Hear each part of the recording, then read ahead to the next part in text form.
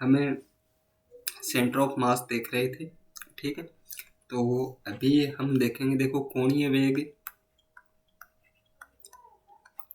वेग तथा रेखीय वेग में संबंध देखेंगे अब, ठीक है। तो देखो, जैसा कि हम जानते हैं कि देखो, जो कोणीय वेग है ये हमारा क्या होता है, ओमेगा। रेखीय वेग है ये हमारा क्या होता है, v। तो v इक्वल्स टू क्या हो जाता है हमारा, r ओमेगा, ठीक है। तो ये हमारा एक संबंध निकल के आ जाता है, ठीक है। यदि बात करें इसके सदिश रूप की, तो सदिश रूप में v इक्वल्स टू यहाँ पे क्या हो जाएगा, ओमेगा, ठीक, और इंटू r। तो ये हमारा हो जाएगा इसका सदिश रूप में, ठीक है। अब देखो, बात करते हैं हम कोणीय त्वरण की।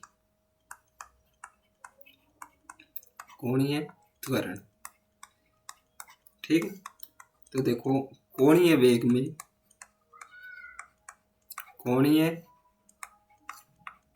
में समय के साथ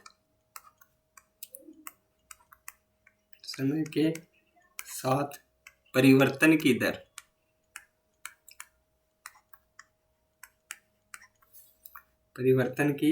दर को कोणीय त्वरण कहते हैं, ठीक है। कोणीय त्वरण कहते हैं, ठीक।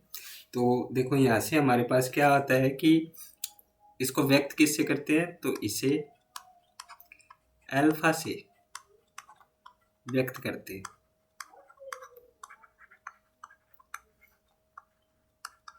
ठीक है। तो देखो, हम यहाँ से मैं इसको क्या लिख सकता हूँ कि जो अल्फा है हमारा, ठीक है, तो alpha equals to D W upon में क्या हो जाएगा, डी टी।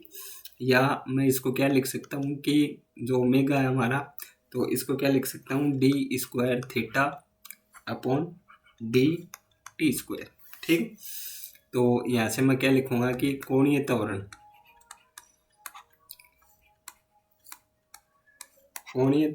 तो alpha equals to delta omega upon delta T, ठीक है। या तात्क्षणिक हमें निकालना हो तो तात्क्षणिक कोणीय त्वरण, तो ये क्या हो जाएगा, alpha equals to D omega upon में डी टी, या delta omega upon delta T. जब डेल्टा टी है वो जा रहा है किसकी ओर, शून्य की ओर, ठीक। तो ये हमारा हो जाएगा तात्क्षणिक कोणीय त्वरण। यदि मैं थोड़ी सी बात करूं तो कोणीय व रेखीय त्वरण में संबंध,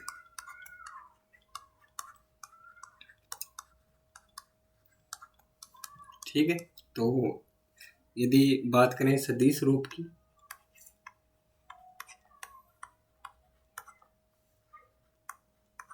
ठीक है, तो ये क्या होता है, a equals to alpha R, या यहाँ से मैं लिख सकता हूँ कि a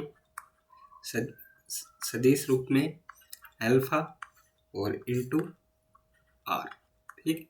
तो ये हमारा इन दोनों के बीच में क्या हो जाएगा, संबंध हो जाएगा। नेक्स्ट, यदि मैं बात करूं गति के समीकरण की, ठीक है, तो गति के समीकरण, ठीक है।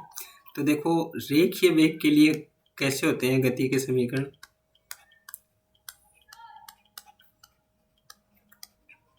रेखीय वेग के लिए तो जो पहला समीकरण होता है वो होता है v equals to U plus A T, ठीक है। ये हमारा पहला समीकरण है, ठीक है। उसके बाद देखो s equals to ut plus half at square, ये होता है हमारा दूसरा समीकरण। और उसी प्रकार तीसरा क्या होता है, v square equals to U square plus 2as, ये होता है हमारा तीसरा समीकरण। ठीक है, तो ये होते हैं हमारे रेखीय वेग के लिए। तो अब हम बात करेंगे किसकी, कोणीय वेग के लिए।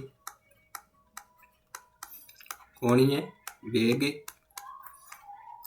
के लिए तो देखो कोणीय वेग क्या होता है, ओमेगा, तो यहाँ से लिखेंगे omega equals to omega naught plus alpha और टी। तो ये हो गया हमारा पहला समीकरण। ठीक है, उसी प्रकार देखो दूसरा है, तो एस की जगह क्या लिखेंगे, theta equals to omega naught T plus half alpha T square, ये हो गया हमारा दूसरा। और तीसरा है वो क्या हो जाएगा, omega square equals to omega naught square plus 2 alpha theta. तो ये हो गया हमारा समीकरण नंबर 3। तो ये रेखीय वेग और कोणीय वेग दोनों में क्या होता है, संबंध होता है। नेक्स्ट हम चलते हैं, देखो कि एक परिभाषा आती है कि बल आघूर्ण क्या होता है, बल आघूर्ण। ठीक, तो बल आघूर्ण क्या होता है, इसको हम टो से व्यक्त करते हैं, क्या बोलते हैं इसको, टो। ठीक, तो हम क्या बोलेंगे कि जो कोणीय गति है, तो मैं ऐसे बोल सकता हूं कि किसी अभीष्ट अक्ष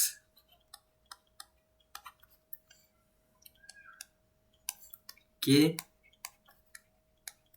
पारित मतलब के चारों ओर घूर्णन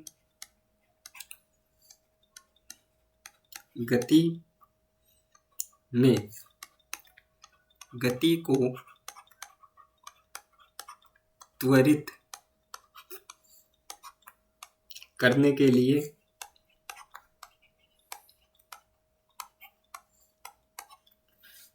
आवश्यक बल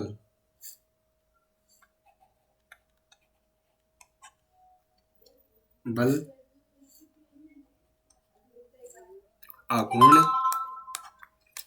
की आवश्यकता हमें होती है।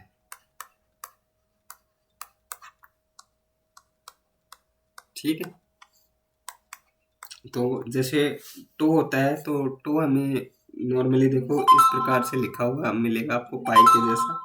तो टो इज इक्वल्स टू क्या होता है, बल इनटू, ठीक है, मान लो कोई भी लीवर है हमारे पास, ठीक है, तो हम उसको क्या बोल सकते हैं कि, या ऐसे बोल सकते हैं कि बल इनटू भुजा की लंबाई।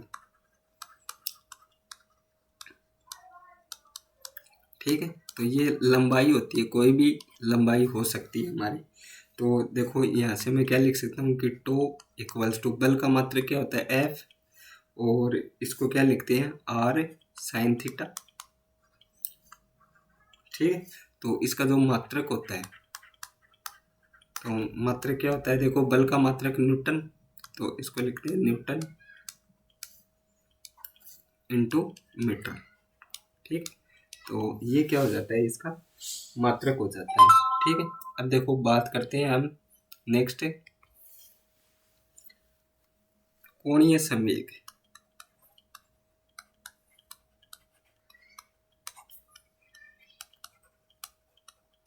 ठीक है, तो कोणीय संवेग होता है, इसे हम या तो एल से या जे से हम इसको क्या करते हैं, प्रदर्शित करते हैं। ठीक है, तो इसको क्या बोलते हैं कि किसी घूर्णन अक्ष के प्रति किसी कण के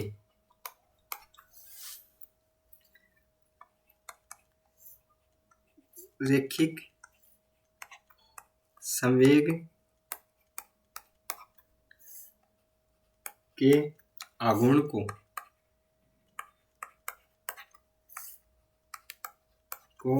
कोणीय संवेग कहते हैं।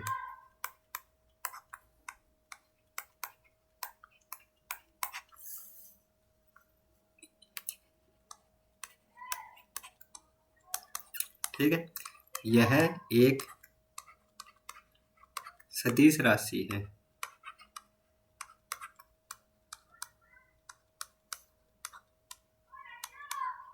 ठीक है, और इसका मात्रक क्या होता है? इसका मात्रक किग्रा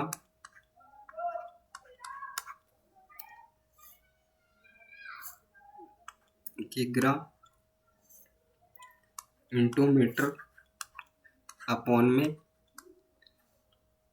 सेकंड का स्क्वायर। ठीक है, या हम इसको बोल सकते हैं जूल सेकंड।